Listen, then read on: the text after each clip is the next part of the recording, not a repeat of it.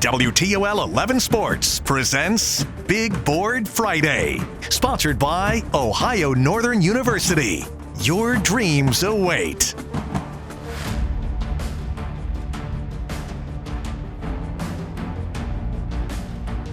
And by Charlie's Dodge Chrysler Jeep Ram. Doing it different, doing it right. By Frickers, the home for fun, food, sports, and spirits. By PT Link Physical Therapy. Feel the difference and get relief now. By Renewal by Anderson. Anderson Window Muscle. Local 419 Hustle. By Absolute Mobile Glass. Nobody does it better. Nobody does it faster. Absolutely. And by Schrader Tire and Oil. We keep the transportation industry rolling and safe. Now, here's Tyler Segerman. Good evening, everyone, and welcome into Week 10 of Big Board Friday, sponsored by Ohio Northern University, a.k.a. the regular season finale. So much we have enjoyed during this fall campaign already. Still more to be determined here in the coming weeks. Couldn't have asked for a better way to end this part of the year stage, setting up so many different playoff possibilities throughout Northwest Ohio tonight. We begin, though, with one of them in Division I. Perrysburg and Whitmer not only battling for a first-round bye, they had a Northern Lakes League Buckeye Division title to fight over as well. Great crowd on hand at Memorial Stadium to enjoy this heavyweight matchup. Jackets have already clinched a share of the trophy, but have not beaten the Panthers in a decade. And look at the little ones as well, braving the cold and coming out to support. Whitmer up 21-3 at the break, and going to add to it here. Carter Bourne with the handoff to Joey Morales, who punches his way in for the touchdown. That adds on to the lead. Fourth quarter, looking for more and some insurance. Another running back. They've got a lot of them. Jane Jones this time turning the corner. He finds his way into the end zone, and it's another 6 for Whitmer. Finally, Jackets trying to put something together late. Brady Maxwell going to roll out and look to the air and the sideline. But check out the pick here. Jameer Wells flying in and picking it off, and that would seal the game. Whitmer shuts out Perrysburg in the second half and claims a share of the Buckeye Division title 35-3. Here's Noel Blumel with more. Well, kind of like the conditions I'm in right now, Whitmer's offense played lights out, and they're officially going trick-or-treating.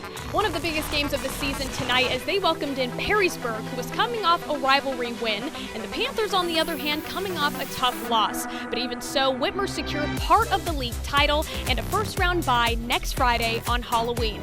It's so special. I'm so proud of our guys, especially having to respond after last week. And like I said, we had one of our best weeks of practice, and I just think that speaks to the character of our team. And I couldn't be more proud. As you know, me and my boy Jamon Holmes, right here. Matter of fact, right here behind you. Come on, John. Come on, John. You know, right here, man. He right here. That's the nation. The GOAT. Anyways, that's my boy Jamon Holmes right there, man. But we both came back and we dominated, as well as my boy Jaden Jones. Don't forget about my boy Jaden. That O-line killed tonight, man. We love being an underdog in the story, throughout the whole week. A lot of people saying we weren't going to win because we lost a tough game to Clay. So, that definitely set a fire under us, and we just came out here and dominated. And with that, Whitmer finishes the regular season 8-2 and again has a first-round bye of the playoffs next Friday. But for now, reporting from Whitmer Memorial Stadium, Noel Blumel, WTOL 11. Appreciate it, Noel. In Sylvania, the Clay Eagles, fresh off its massive win last week, trying to punch its playoff ticket with a victory, and their defense flying around early. Check out this hit from Corey Bobbs coming in with bad intentions and gets a huge sack there for Clay. And then now it's the offense's turn. Bryce Bestgrove, the sophomore, rumbling in for the score, 7-0. Now it's the special teams, because why not? Let's get all three phases in here. Mumbled snap from the punter, tries to make something work, but it's Clay who fumbles, or jumps on the fumble rather, and then they would capitalize later on. Colin Greenwald punching it in as well, and Clay in dominant fashion, 48-7 victors tonight. Gallagher Stadium we head to now. Central Catholic already in the postseason tournament. Fighting Irish looking to boost its seeding. And we're 3/4 of the way through that mark. First play of the fourth quarter, it's Jeremiah Fuller, who had himself another big night, reverses direction and sprints the pylon for his third score of the evening, 138 yards as well. Central 28-6. And then following a Mona Shores touchdown, it's Zaire McCray, the sophomore, getting some work. And check out the effort here. Bounces it outside, rumbles into the red zone for a big gain. Somehow still stays on his feet too. Impressive. So of course he's got to cap that off, right? Yes. The answer is yes. McCray fighting his way across the goal line, and the Irish put a stamp on its regular season, winning by the final of 35-13. Across town, St. John's also played in the friendly confines of a home field. Titans sat on the outside looking in for a playoff berth, but the Titans defense making sure that they can come to play, blowing up this play in the backfield and forcing a fumble as well, which is recovered, so they get the turnover. Can the offense capitalize? The answer, yes, thanks to Ramon Mays, Jr. finding a crease and walking in for the score. Titans looking good. He would look good because he would score multiple TDs tonight. Here's another one from Mays Jr. running up and into the painted area. I think he matched his jersey number as well with 5 TDs tonight. Anyway, Titans win big 52-28. Massive showdown in Fulton County, a battle of state-ranked teams squaring off for the NWOAL Championship. Liberty Center against Archibald. First half, Tigers struggling early, down 7-0, and the Blue Streaks' Garrett Stamm going to wind up and let it fly downfield to Ryder Ryan, who takes it all the way for a house call, 14-0 Archibald. But there'd be no panic from the Tigers. Ensuing possession, they're going to march it down, and Thomas Moeller capping it off to put the game within a possession. Second half we go, it would be all LC. Big reason why this man, Garrison Cruz, showing why he's getting D1 offers, putting everyone away, and then finding the speed to go 70 yards to the house. Tigers building some momentum, and then later it's Moeller again finding the end zone. Liberty Center, once again, for the 4th straight year, holds the NWOAL title. They get the win 33-14. Here's Steve Iwanek with more from Archibald. Well, when you've won the amount of games that Liberty Center has, it's pretty easy to feel a little bit of pressure when things don't go your way in a first half. But the Tigers going down 14-7 into the halftime locker room, they didn't panic at all. They came out and shut out Archibald to win it 33-14 and are once again NWOAL champions. There's nothing easy about winning a high school football game. I don't care what the score says. It takes a tremendous amount of work to win, and especially when you play a great program that's well coached like Archibald. I mean, score was the score, but it was a tight game pretty much the entire time. So it was good for us to be in a game like this. Nobody was panicking. There was no screaming or yelling. It was just, we got to clean things up and play our game. And it was going to, we told them it's going to be a dogfight, and they had to play 24 more minutes and see what we could do. Yeah, so this is really special for me. This is way more special for those seniors, man. 4 straight for them. I put in a lot of work, but they put in more. So they've earned this. So once again, the Tigers for the 4th straight year are NWOAL champions. Once again, the final score 33-14. The Tigers take down Archibald. Here in Archibald, Steve Iwanek, WTOL 11. Thank you, Steve. Elsewhere in league play, Wauseon suiting up for its final game of the season as they look to cap the year with a victory. Senior night for the Indians as well. Opening quarter, Swan with the ball, and it's picked off. Cale Albright there getting in on the turnover. That would then set the Indians up, and here we go. Albright on the offensive side finding Tyler Rodriguez on the play-action dump. He's in for 6, and the Indians are on the board. Ensuing possession, Bulldogs looking to punt, but check out the effort here.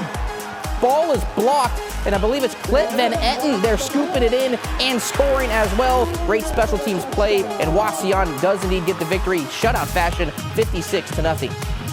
It's now time for our fan cam, and first up, a gorgeous setting to what was a fantastic atmosphere, as you just saw. Here's the sunset in Archibald tonight. Thank you, Robert, for sending that in. Next, we have Amanda from Gibsonburg, who loves sharing her photos each week. This is one of a great down-the-field look in Margaretta tonight. What a game that was, too. 9-6, the Polar Bears hold on to win a long-awaited SBC River Division Championship. And unfortunately, I don't have the video, but Anthony Wayne also kicking a game-winning field goal to beat Findlay Junior Bo Seelenbinder, getting that to go through the uprights with another 30 seconds to go. Congratulations to Anthony Wayne. Be sure to send in your best photos and videos each week for a chance to be featured. Well, we've reached our first break in the action, but don't worry, still plenty more to highlight, including a championship game in the Sandusky Bay Conference. Stay tuned.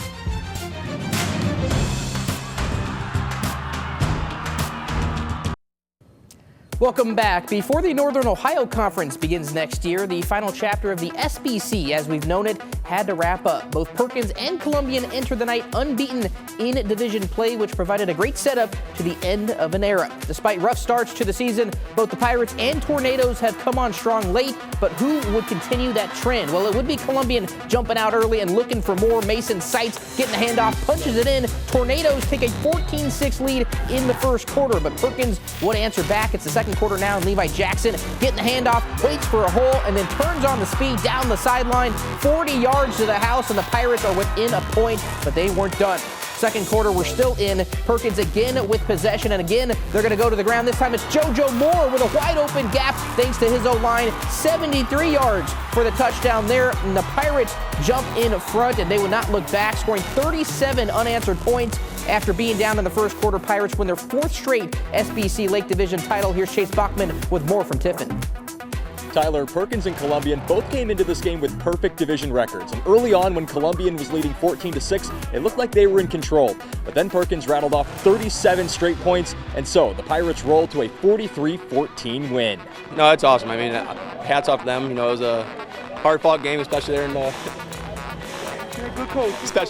first quarter there. You know, we turned the ball over a few times and weren't playing our game, and then we got the run game going there, and I think we were able to kind of eat some clock and get some big drives there. So came out, did what we had to do. I mean, it feels great. That was our ultimate goal. We just went for it. My O-line blocked great. We just created gaps. I just burst through them. We're feeling good, man. We practice hard. We get it done. We got it. Perkins becomes the first and last team in SBC history to win 4 straight Lake Division titles and finishes the year with a record of 7-3. And now, Perkins gets ready for the D4 state playoffs.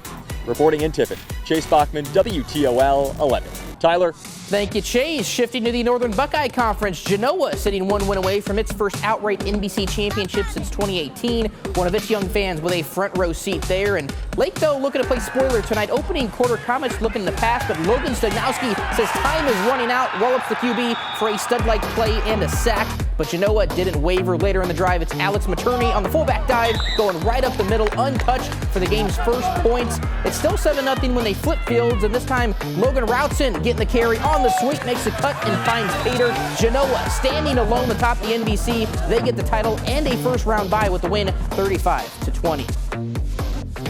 Across the river, Eastwood and Maumee squaring off. Huge playoff implications on the line here in regards to seeding. Maumee trying the flea flicker here, going trickery. Ben Cubit's going to wind up and look downfield, but Landon Weems says, I'll take that one, picking it off and going the other way to force the turnover for the Eagles. Later, Panthers once again going to the air. Cubit's got an arm, but again it finds the defense, and this time it's Zachary Mulholland picking it off and getting the interception. So here we go, Eastwood now on offense, and they're going to call on the screen to Cam Shoemaker. Got a convoy in front of him, and he's going to go the distance. Eastwood gets the win, 41-17.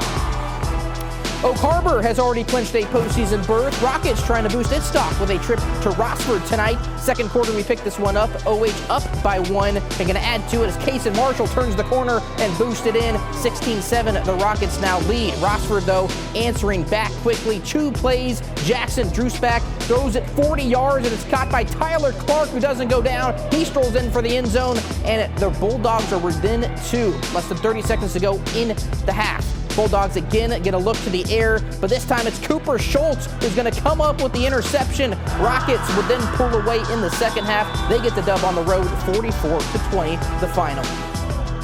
Play of the night we have now reached, and we head back to Tiffin for it. Perkins quarterback Sam Schweinforth firing downfield to Caden Lagondo, who bobbles the catch but still finds a way to haul it in. Are you kidding me? Certainly didn't make it easy on himself, but what concentration to stick with the ball and secure possession before sliding out of the end zone. Pirates find themselves in that painted area a lot tonight. Those highlights still to come, or you just saw the highlights, excuse me, but it's the junior wide receiver who snags our play of the night. Congratulations to Layden Lagondo. Well, one more quick stoppage before we wrap the show up. Still to come, a check-in on Monroe County, Whiteford at home. Those highlights next.